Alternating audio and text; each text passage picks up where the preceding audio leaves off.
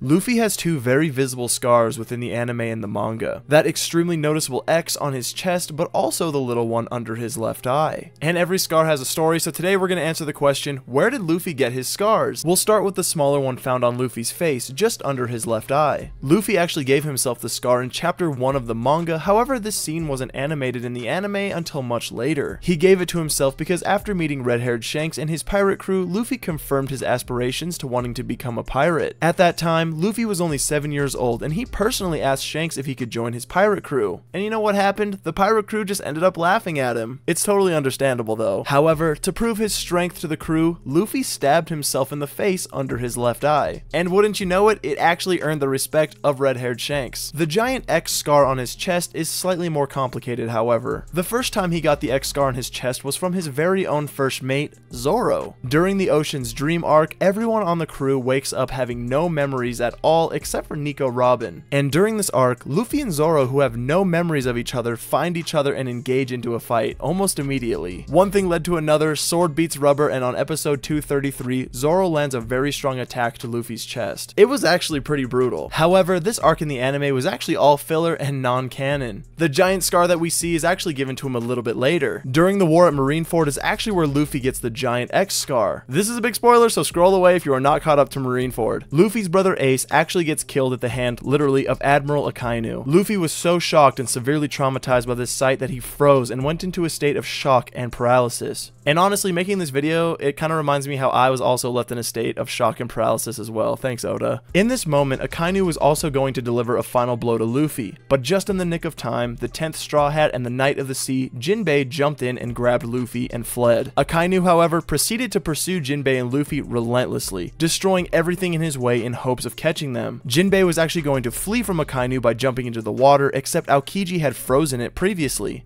During this jump into the ocean, Akainu had actually caught up and managed to deliver an attack to Jinbei and Luffy. Akainu's attack pierced through Jinbei's chest and shoulder, and this dude just loves piercing holes in people apparently. Jinbei and Luffy were barely able to escape with the help of everybody else, but Akainu was the one who left that giant X scar on Luffy. The attack that he did to Jinbei and Luffy is gonna remind Luffy forever. Super short video, but that is essentially how Luffy got both of his scars in the anime and the manga. I think it's pretty cool. I love scars and I love the story behind them. Let me know what you guys think. Make sure you like, comment, subscribe, and let me know if there's anything else that you guys would like me to cover. We'll catch you guys on the next one.